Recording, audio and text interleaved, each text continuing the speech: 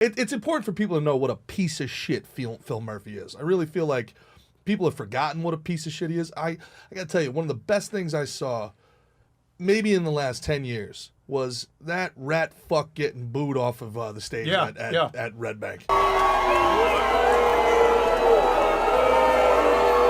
Yeah. It was the first time I felt really proud of my fellow New Jerseyans in a very long time. Yeah. And then that guy from the band was Brian Kirk and the Jerks. That's and then my friends I wrote a post about it. They were like, Brian follows you. I was like, fuck you, Brian. How about that? Don't tell me he's your friend. Politics has nothing to do with this. Tell that to people who fucking didn't lose everything, you rat fuck, you piece of shit. A non-essential for a fucking reason, man. Like, you can't.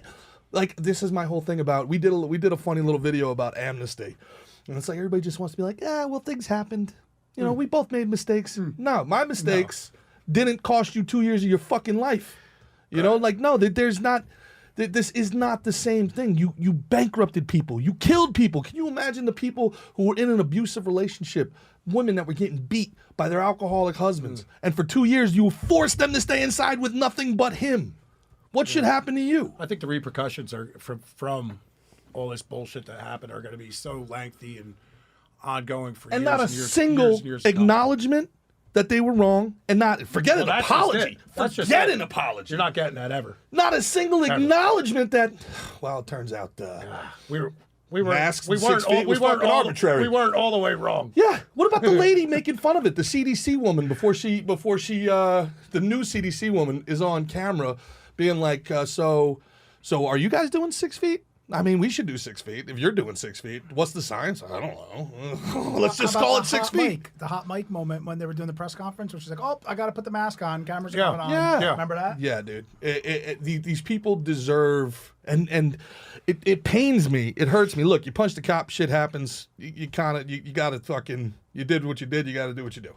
But it fucking kills me that people like you are spending years in jail, and these monsters got so wealthy and so powerful off of these crimes against humanity, and nothing's ever going to happen to them. Right. Nothing is ever going to happen to Anthony Fauci. Nothing is ever going to happen to Nancy Pelosi. There's not enough hammers in the world. More local. Let's talk about Cuomo. I mean, what he did with the nursing homes. Like, are you fucking kidding me? Well, all it took was a little bit of common sense to realize that is the worst fucking idea. Well, fuck common sense. Second to putting him in a cancer center. Rachel Levine, the Admiral of Health, our Trans Admiral of Health, the day before she mandated the nursing home lockdowns, moved her mother out of a nursing home. Yeah. No shit. Not surprised. Do as I say, not as I do. Yeah. Every time. They knew exactly what they were doing. Yeah. It's all the hypocrisy is crazy just because the whole thing with the jab, like, my body, my choice. That shit went out the fucking window. No, now take a needle in your fucking arm or we're going to persecute you. Again and again and again and again. And oh, by the way, when college-age athletes start dropping fucking dead, now, if you ask questions, you're a bigot. LeBron James is awfully quiet about his son dropping. These things happen all the time. I remember growing up, 19-year-old athletes had heart attacks all the time. I don't know about you. You guys have been in athletics your whole life. No, there was a guy who runs a funeral parlor, and he said that he's never seen what he's been seeing now, where all these like young kids are having heart attacks. It's insane. He said the numbers are just like exponential, just like never before seen. Well, the thing was too that they were saying comorbidities. Yeah, pre-existing comorbidities was like the big thing. You got to take it for that. Yep. So people with perfect health ended up taking it, and then they got fucking wiped out. I have 3 family members who have lasting issues from that. I mean, it's more, but like 3 who had serious issues, serious issues from it. Well, my one cousin, I remember him telling me he's like, man, you should get the vax. Like, I'm worried about you. Mm-hmm. Like I just want you to be like safe and okay. I'm kind of like, man, I'm worried about you getting it. Yeah. Right.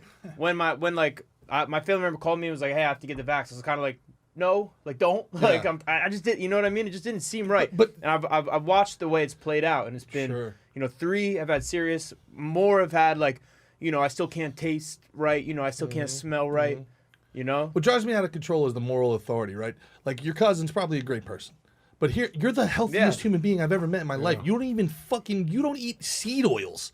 Yeah. You're gonna take an injection. Yeah, I'm just gonna go take a random injection for some shit that I don't know. Yeah. Yeah. And I put a lot of focus, and I I'm very in touch with my body. I use my body's my job. But they have the moral authority to be like, but I'm looking out for you. Yeah. As a cheeseburger drips out of their mouth. It becomes so crazy that it's actually like a save a life. Like it's not about you. It's not the people around you. It's amazing. Oh yeah, no, it's the moral superiority they took to this shit like heroin.